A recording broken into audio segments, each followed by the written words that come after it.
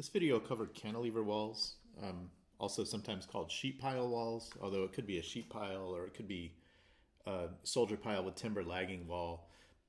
The key aspect of cantilever walls is that they utilize passive pressure acting against the embedded portion of the wall to provide stability. So here we have a cantilevered wall. Part of it is embedded down here, and it's really the passive pressure mobilized as that wall tries to push against the soil below that gives the stability. That's different than gravity walls, where we usually ignore the passive pressure that comes from the embedded portion of the wall, but the embedded portion of the wall is very small. Here we're relying upon that. Cantilever walls are typically used as excavation support. So we don't typically build the cantilever wall and then compact soil behind it or something like that.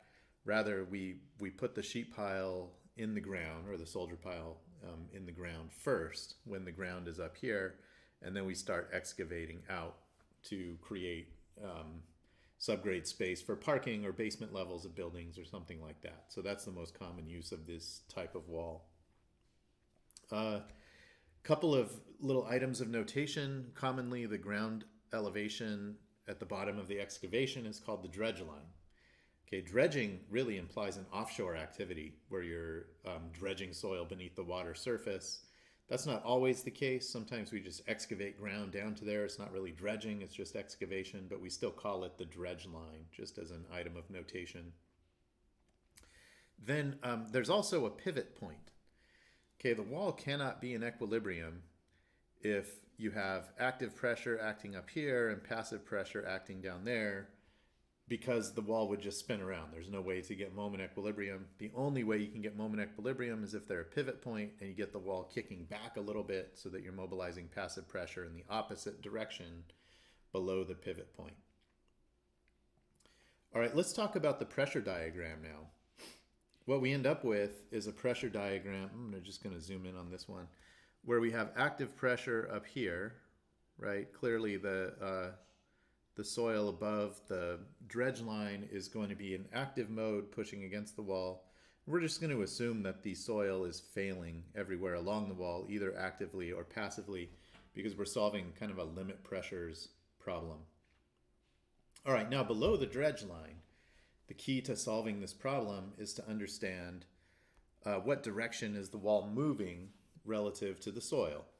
So above this pivot point right here, the wall is moving to the left, which means that you're going to get active pressures on this side, right? The wall's moving away from the soil on the right side of the wall, and you're going to get passive pressures on this side. So passive is much bigger, right? Kp is bigger than Ka, at least if you have in this case, we're assuming a constant friction angle and a constant unit weight, and that C prime is 0. We'll get to sheet piles with cohesion later, right? That won't be part of this lecture. Then what will happen below the pivot point, now the wall's moving this direction. So we're going to mobilize passive pressure on this side and active pressure on this side. So let's draw in the active pressure first. It's going to come down like this and look like that. Sorry about that squiggly line. Let's straighten that one out. There we go. And then on this side of the wall, we're going to suddenly have this abrupt transition to a much higher pressure, and the line is going to go through, the slope of the line will go through the ground surface right there. And we've got now, the only thing that's changing is that Ka becomes Kp down there. So this is going to be passive. This is active. This is active here. And this is passive here. All right, so that's the nature of the pressures acting on either side of the wall. What we'll generally do is now take the resultant of those pressures, and the active pressure acting on one side will subtract the passive pressure acting on the other side to get that resultant. So above the dredge line, the resultant is only the active pressure because we don't have any pressures acting on the other side of the wall. Because we're assuming this is just open space, right? Over here, there's no soil. There could be water. We'll get to that later, but for now, just soil. Okay, and then it's going to have a slope like this, where we've got the active on one side, right? The active on this side is balancing the passive on that side, and eventually the pressure diagram will switch over like that to be something like this. And then all of a sudden there's this big abrupt transition, and we'll come down here and have something like that diagram. Okay, so this one, basically, this is the passive on the right side minus the active on the left side. This part is the active on the right side minus the passive on the left side. And it does become negative because the passive on the left side becomes very large. All right, so that's how, now all we have to do is figure out this pressure distribution and solve for it, and we will have our limit state. The problem that we're facing now is that these pressure diagrams inherently assume that the soil is rigid, perfectly plastic.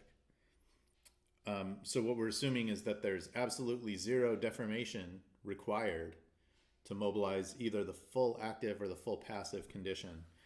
And that's not true, right? We know that some displacement, some relative displacement between the wall and the soil would be required to get us all the way to an active condition, and even more displacement would be required to get us all the way to a passive condition, assuming we're starting at an at-rest condition.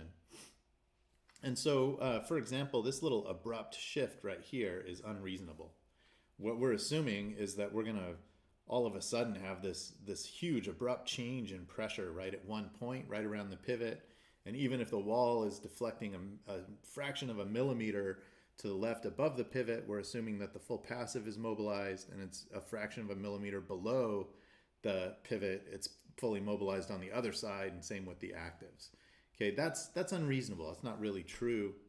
So rather than trying to solve an elastoplastic problem where we have to do like a finite element or a finite difference solution with appropriate elastic and plastic material parameters, we make a simplifying assumption. So this diagram on the left is showing the rigid plastic material behavior that has this abrupt change right at the pivot point. This one on the right is what we usually will use to design a cantilever wall, and it has what I'm calling an elastoplastic approximation. And so that approximation involves taking the pressure right there. Maybe we should label these. We're going to label these points later. This is going to be called point J, I'm pretty sure. So here's point J. And then this is going to be point O. And there's point O. So what we'll do is take a line from point J, connect it to point O, and extend it until it intersects the diagram on the other side. And we end up with that line like that. And now we have a diagram that will be continuous at point O. It's allowing for the fact that some deformation is required to mobilize the ultimate pressures. And we actually, our distribution is no longer at the limit state in those two locations right above and below the pivot point, because we're acknowledging that some displacement is required to get us there.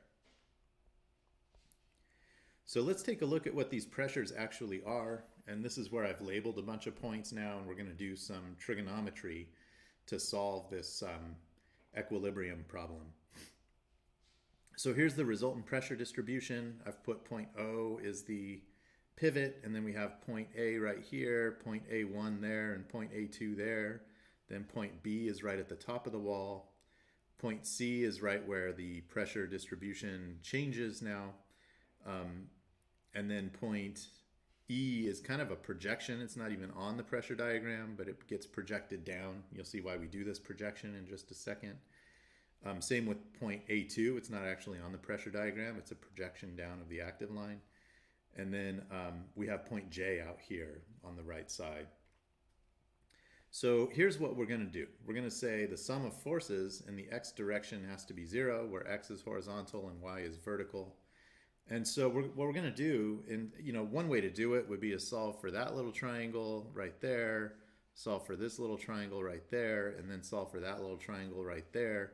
But the geometry is a little complicated. It's not the easiest way to solve the problem.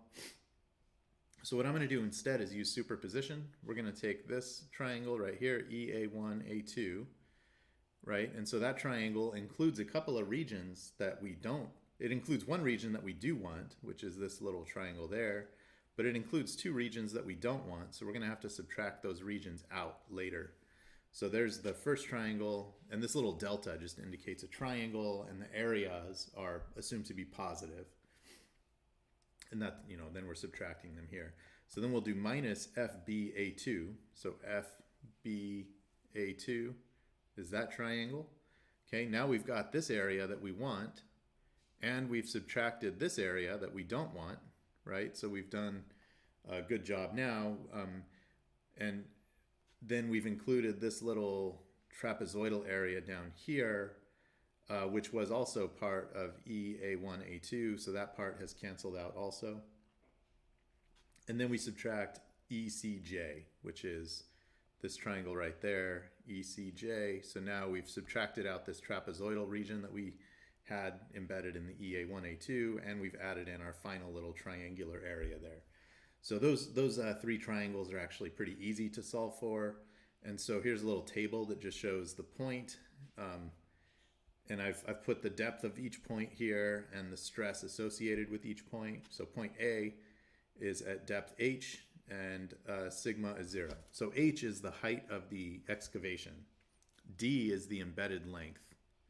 And then Z is the depth not to the pivot, but to point C, right? So that depth is a little bit higher than the pivot.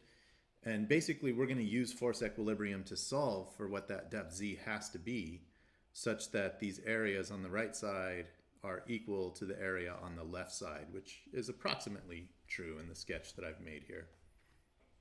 Okay, then A1 is at depth H, and the pressure at A1 is Ka times gamma H, right? It's just the active pressure at that depth. Then here's A2, it's at H plus D, and the pressure at point A2 is Ka times gamma times H plus D, because we've now gone to a deeper depth and we're just projecting down the active pressure. Point B is at depth 0, and this pressure is 0. Point C is at a depth of H plus Z minus D, right? So we're going H plus D minus Z, and then we end up at point C. And here's the pressure diagram. So it gets a little more complicated now to compute these pressures.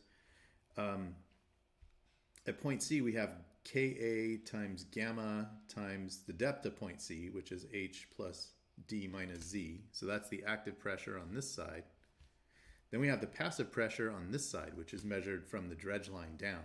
So it's minus Kp gamma times D minus Z, right? Where D minus Z is just the depth to point C below the dredge line.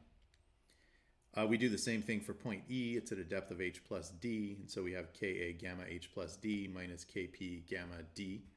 And notice that the pressures at point C and E will be negative, right? And the pressures on the right side are going to be positive here. Okay, and then at point F, we're at H plus D and the pressure is 0. And at point J, we're at H plus D, and now we have passive pressure all the way down. The passive pressure would be over here somewhere, and we have to subtract the active pressure just from the dredge line on the left. So it's Kp gamma times H plus D minus Ka times gamma times D. Now we're set up to plug these into our equations for pressure. So here, delta EA1A2 is 1/2 of sigma A2 minus sigma E times D, right? I'm just using area of triangles. So here's EA1, A2. This is the base length. This is the height, and I'm solving for the area of that triangle. And it comes out to be a pretty simple expression, 1/2 Kp gamma D squared, once you plug everything in and cancel some things out. So that's the nice thing about using these triangles. It makes the solution pretty straightforward. Then similarly, I'm computing the other two areas. So FBA2 comes out to be this expression here, 1/2 Ka gamma times H plus D quantity squared. And then delta ECJ is a little bit more complicated, right? It's kind of the more complicated one to compute. 1/2 Kp gamma H plus 2D times Z minus 1/2 Ka gamma H plus 2D times Z.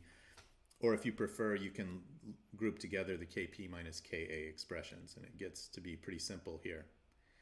All right, then we have our equation of equilibrium. That's, horizontal force equilibrium is given by this subtraction of and addition of triangles. And we can solve for the depth z to the point C, right? And this will set the depth of the pivot point for us, essentially. So this is a Kp, not a d. We have Kp d squared minus Ka times h plus d, quantity squared, divided by the quantity Kp minus Ka times the quantity h plus 2d on the bottom. Now, we haven't really solved the problem, right? The issue is that we have two unknowns, d and z. We have to design the embedment depth, and force equilibrium has allowed us, for a given embedment depth, to compute the that depth z.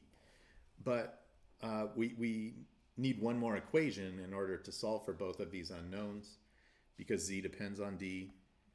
And so what we do is take moments about point F, which is at the bottom of the sheet pile, and we note that the moment delivered by all of these pressure distributions acting at the heights at which they act, those moments all have to be 0 too in order for us to have our solution. So the other equation we invoke is moment equilibrium. And then we have something fairly simple, right? The centroid of those triangles is easy to solve. EA1, A2 is just at d over 3. Recall that that triangle was here. EA1, A2, so the height was d, the centroid is d over 3. Similarly, we're going to do FBA2, and the centroid is going to be h plus d over 3, and then we're going to do ECJ, and the centroid of that is going to be z over 3. So we then have to multiply all of these pressures by the centroids, sum those up, set it equal to 0, and then we can plug in for z here, right? So we end up with these moment expressions. This is the moment for that first triangle, the moment for the second triangle. Then the moment for the third triangle has a z term in it. And so if you substitute, right, this is z squared, right? So here's one z right there. And initially some things cancel and it becomes nice. But then you have this other z out here. So the final expression for that third triangular moment is right here.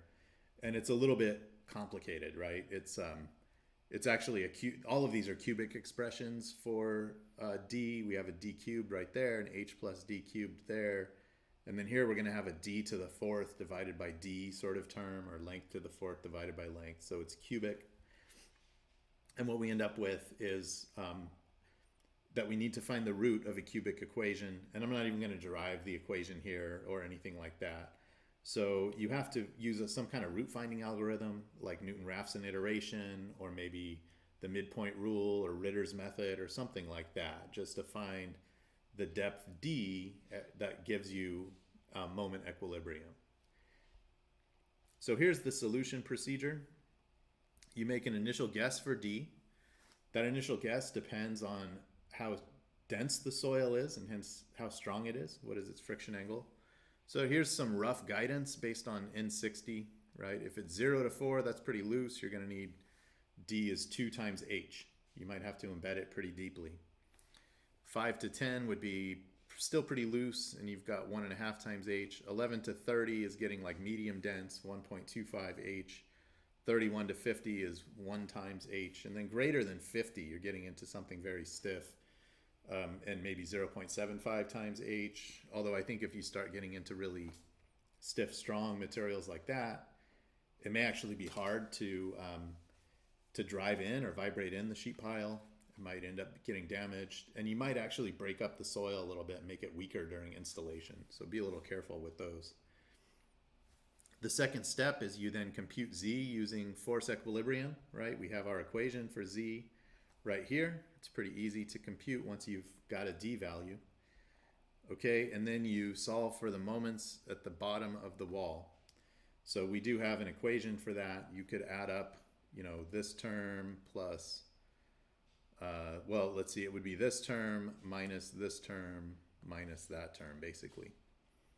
And you would get the moment at the bottom. And then, in general, that moment is not going to be 0, unless you're very lucky at your initial guess for d. So then you just iterate on d until the sum of moments about point F is 0, and you've found the root of the cubic equation. Now you might be wondering, this is a cubic equation. There's going to be more than one root, right? So how do we know that we found the correct root? Well, there's only going to be one physically meaningful root. That'll be the positive, non-imaginary one. The other roots will either be negative or imaginary or both or something like that. So if you use an iteration method, you will iterate generally on the correct root as long as your initial guess is close enough. Then the fourth thing you have to do is sketch shear and moment diagrams. One of the things we need to do is give the structural engineer the moment. Usually it's moment and not shear that controls design of cantilever walls. And so it's important to at least give them a maximum value, if not the full distribution of moment.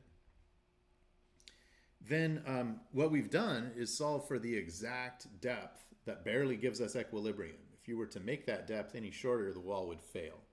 So what we need to do is increase that embedment depth to give us an adequate factor of safety.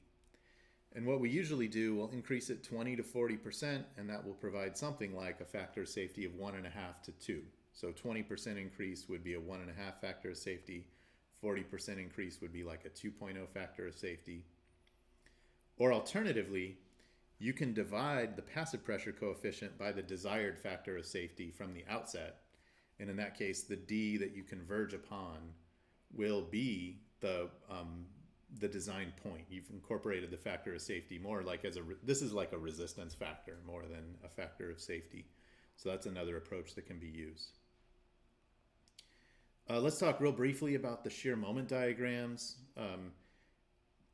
Usually I'll do these numerically using numerical integration. So one thing you'll note is that the pressure is equal to the vertical derivative of shear, or alternatively, shear is the integral of pressure with depth. And then shear is the slope of the moment diagram versus depth. So here's what you end up with. This is going to be your pressure distribution, something that looks like this. It's actually hard to draw these to scale. What you'll find if you draw it to scale is that the active pressure is super small, like that. Then the passive pressures are super big, like that. The diagrams that I sketch are not really to scale. All right, so at these points where the pressure is 0, right? That's where dV dy is equal to 0. So you have to have this vertical line. That's where the maximum values will occur. So the shear diagram is going to be, it looks kind of linear here. It's actually, let me redraw that. It's going to be quadratic, come down like this, and then go along like that. And then it comes around over here and reaches another side. So there's a maximum and minimum shear, and you have to figure out which one of those is bigger in amplitude. Although these walls are slender, generally their shear capacity is not going to be a problem. It's going to be flexure. So structural engineers really want this maximum moment. So if we are to integrate this again, we find the point where the shear is equal to 0, and that's where the maximum moment will happen. This will be a cubic equation, and it will look something like this. Now the US Steel Sheet Pile Manual does have this table that has gone through the calculation procedure for you and summarized everything nicely in this little diagram. So let's talk about this diagram real quick. What you have on the x-axis is Kp divided by Ka. That's basically just a function of friction angle, right? You can easily compute this value if you know the friction angle. And then you have two sets of plots. One is for the depth. This is to figure out the embedment depth. So this set of plots right here should go along with the left y-axis because that's the depth ratio. Then this plot also gives you moment ratio, which will be the maximum moment at that point of 0 shear, which I showed previously. And so this set of plots goes with the right y-axis. So it's a lot of information plotted together on the same plot. Then there's this alpha parameter that they've introduced. And alpha is basically a groundwater depth parameter. So if alpha is equal to 1, you would have a water table right at the bottom of the excavation. If alpha is equal to 0, you'd have groundwater right at the top. One thing that this chart does not have is just a dry wall, like with deep groundwater way down here. where, the water pressure is not playing a role in the problem. So a lot of offshore applications will have water that's not at the bottom of the excavation, so you can use this chart for that. If you do have a dry wall, there is a trick that you can apply. You can put the water table at the surface, but set the unit weight to be bigger, such that the buoyant unit weight, gamma prime, is equal to the actual unit weight gamma. And that will give you, kind of as a trick, the solution for a very deep groundwater table. So a lot of the time we'll come up here and use this alpha equals 1 line. Then we'll come across and get our embedment ratio 1.25, maybe in that case, if we're using this, wherever that point is, somewhere between 10 and 20. And then we would increase that D by 20 to 40% for our factor of safety. Similarly, we would come up here to our alpha equals 1 line, and then come across over here and note that that's like 0.85 or something. You have to be a little more careful reading this chart than that. And then this expression right there is where the gamma prime comes into play. So you would have to substitute for that gamma prime and put in, gamma prime is equal to the total unit weight of your soil. And then you can solve for the problem that way. So that's that chart solution, convenient representation instead of having to solve the cubic problem. I'll go ahead and end it there.